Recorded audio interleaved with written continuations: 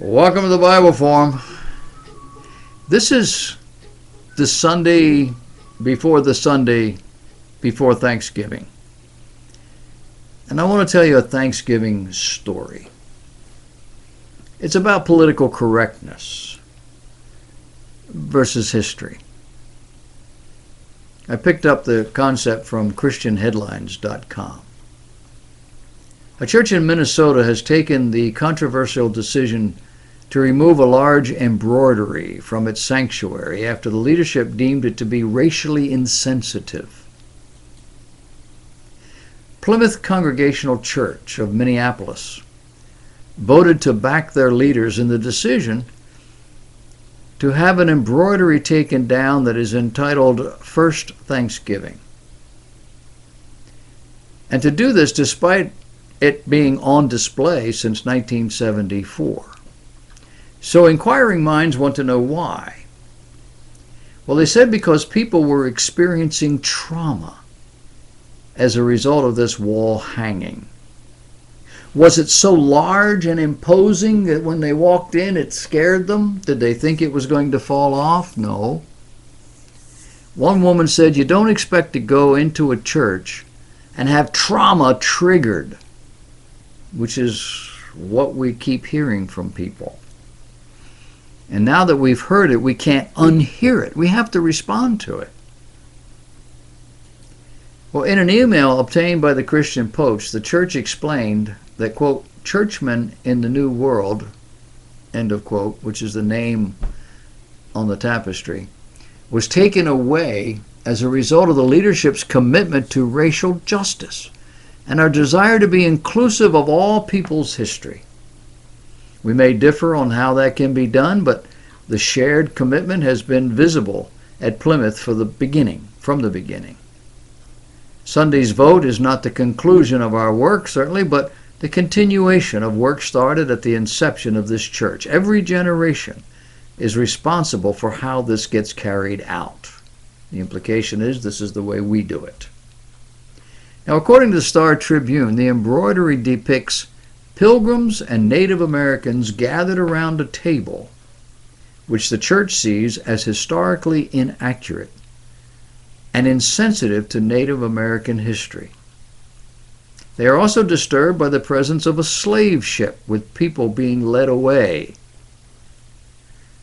Quote, we made a commitment to our church a couple of years ago to really look at racial justice issues, said Paula Northwood, church's acting senior minister.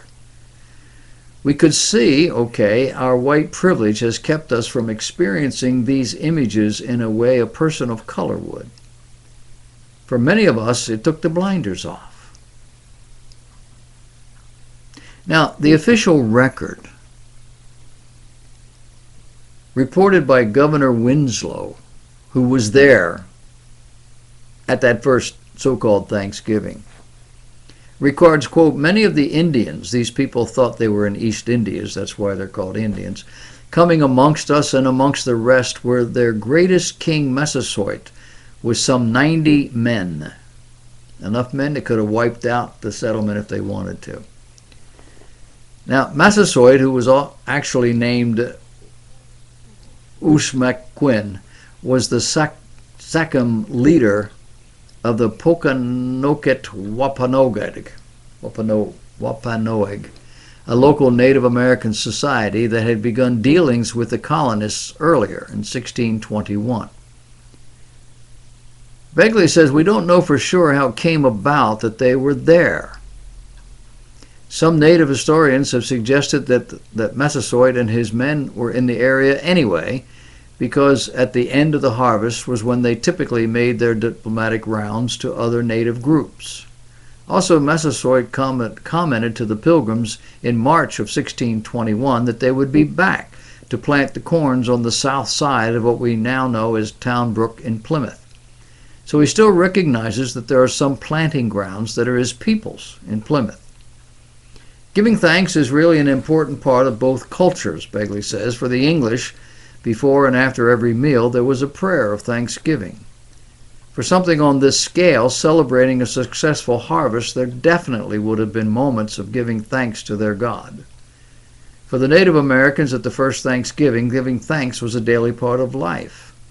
We as Native people, traditionally, have Thanksgivings as a daily, ongoing thing, Linda Combs, former Associate Director of the Wampanoag program at Plymouth Plantation, told the Christian Science Monitor. Every time anybody went hunting or fishing or picked a plant, they would offer a prayer or acknowledgement. No one is certain whether the Wampanoag and the colonists regularly sat together and shared their food, or if the 3-day Thanksgiving feast Mr. Winslow recorded for posterity was a one-time event. In the culture of the Wampanoag Indians who inhabited the area around Cape Cod, Thanksgiving was an everyday activity. We as Native people traditionally have Thanksgivings as a daily, ongoing thing, Linda Combs said. Every time anybody went hunting or fishing or picked a plant, they would offer a prayer of acknowledgement. But for the 52 colonists who experienced a year of disease, hunger, and diminishing hopes, their bountiful harvest was cause for a special celebration to give thanks. In addition to venison, Winslow wrote that the Native Americans killed 5 deer and presented it to the colonists. But all this is now swallowed up in our national guilt, and we can't acknowledge any differences among us, even when it stares us in the face. We have to continually beg forgiveness for what cultures over 300 years ago did or did not do. Cultures that were not politically correct as they should have been. Certainly not as politically correct as we are. Never mind the fact that Native Americans today are proud of their heritage, or that this heritage is honored throughout the land. I, personally, am a 4th generation from my Cherokee great-grandmother, Clementa, a woman who lived in Union County, South Carolina, who bore 2 sons, my grandfather, McLaren, and my great-uncle, Douglas. Their faces bore silent testimony to their heritage, of which they were proud. And as far as a boat carrying slaves off, there's nothing in the picture that I saw that had that.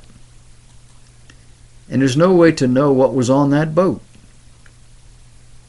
But if there were Indian slaves on that boat being transported out, who's to say that was the Pilgrims doing and not the Indians themselves? They are known for enslaving one another. It may have been the boat was just going back for more supplies. But in this era, where everything revolves around discrimination, I guess this isn't so surprising. But it is a shame.